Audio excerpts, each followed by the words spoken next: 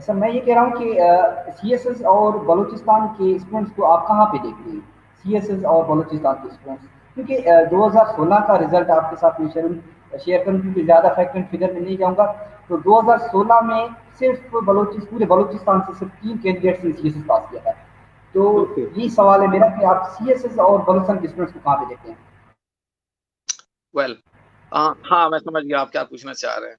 आप ये पूछना चाह रहे हैं कि बलूचिस्तान से लोग कम क्यों पास होते हैं सीएसएस में? ओके। देखें जुल्फ़िकार, इसमें एक चीज़ है। पहले तो डर है लोगों के अंदर। जो अभी मैंने बात की कि जी आपको अक्सर लोग डिट्रैक्ट करते हैं कि जी 3 चांस है, अगर ये तीनों में भी नहीं हुआ तो फिर क्या करेंगे? और 3 साल आप लगा देंगे और 3 साल के बाद अगर वो नहीं होता तो फिर तो आपका जो है ना, ना फिर आप इधर के ना उधर के रहे। तो एक तो ये डर होता है। ये जो दूसरे लोग आपके अंदर इंजेक्ट करते हैं ना फ़ियर को। दूसरा डर होता है खुद से। आपको खुद पे लोगों को कॉन्फिडेंस नहीं होता कि जी मैं कर सकूँगा या नहीं। वो लोग खुद डर रहे होते हैं कि यार अगर ना हुआ तो? ये अगर-मगर की कहानी सीएसएस में नहीं होती है। सीएसएस इज़ मैं अक्सर ये कहता हूँ, CSS is not a battle, it's a war, ठीक है? जंग तो एक जगह पे हुई खत्म हो गई। ये लड़नी पड़ती है, 2 ढाई साल का प्रोसेस है। यूँ समझ लें कि आपने एक दफ़ा बैठना है, डिसाइड करना है, तैयारी करनी है, साल के बाद पेपर होंगे, पेपर का रिज़ल्ट 6-8 महीने बाद आएगा। तो ये वैसे ही पहले अटेम्प्ट में भी आप क्लियर करें ना, तो 2 साल तो लग ही जाते हैं आपको इसके अंदर, ठीक है? साल तैयारी में लग जाता है, फिर साल रिज़ल्ट आने में लग जाता है। एक लंबा प्रोसेस है। लेकिन जब तक ये अब हमारे बलूचिस्तान का जो सबसे बड़ा मसला है वो यही है कि स्टूडेंट डर की वजह से आगे नहीं आते। हमारी सीट्स खाली जाती हैं। मतलब हमारे कैंडिडेट जैसे जब हम पास हुए तो हम 11 पास हुए थे टोटल और हमारी सीट्स थी 13, तो 2 सीटें खाली चली गई हमारी। अच्छा, फिर उसके बाद अगले साल भी यही, फिर अगले साल अब हमारे बलूचिस्तान की 50-60 के करीब सीटें जो है वो कैरी फॉरवर्ड है।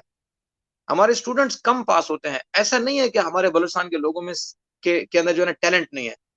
अल्लाह पाक के करम है ज़ुल्फ़िकार भाई, जब हम सीएसएस क्वालीफाई करके जब हम ट्रेनिंग पे गए ना, तो जो फर्स्ट डे होता है हमारा सीएसए का, तो वहाँ पर एक इंट्रोडक्शन होता है सबका।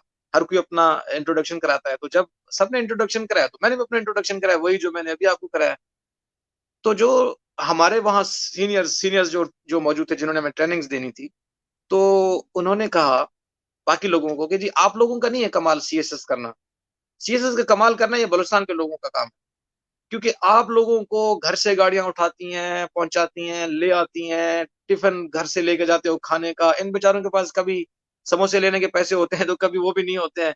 मगर ये टाट पे बैठकर उन्हीं जो है ना तरीका जो पुराना इनका सिस्टम है, उससे पढ़ के ये और आप जो एचएसएन से और बड़े से बड़ी अच्छी कॉलेजेस से पढ़ के एक ही जगह पे आके बैठे हो, तो कमाल इन लोगों का है। टैलेंट बहुत है।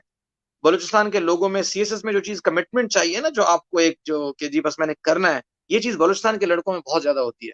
बलूचिस्तान के लोगों में बहुत, लड़कों में भी और लड़कियों में भी डेफ़िनिटली। तो बलूचिस्तान की लड़कियाँ हमारी बैचमेट जो है वो बुगटी थी, Maryam Bugti. She is in foreign services. तो कमिटमेंट कम है लोगों में, अनफॉर्च्यूनेटली लोग डरते हैं बलूचिस्तान के जो स्टूडेंट्स हैं और इनको लोग डराते हैं। और फिर थोड़ा-सा ना वो एक फाइनेंशियल जो एक इश्यू है, वो भी डेफ़िनेटली इसके अंदर आता है बलूचिस्तान के स्टूडेंट्स के लिए, कि वो अच्छी तैयारी, क्योंकि वहाँ पर बलूचिस्तान के अंदर इतने जो है ना लोग सीएसएस की तैयारी कराने वाले कम हैं और वो बाहर अफ़ोर्ड नहीं कर सकते। तो मैं ना यहाँ ज़ुल्फ़िकार एक दूसरी एक सीएसएस की अकेडमी थी, जब मैं शुरू में यहाँ पर कराची आया तो मैं वहाँ पढ़ाता था।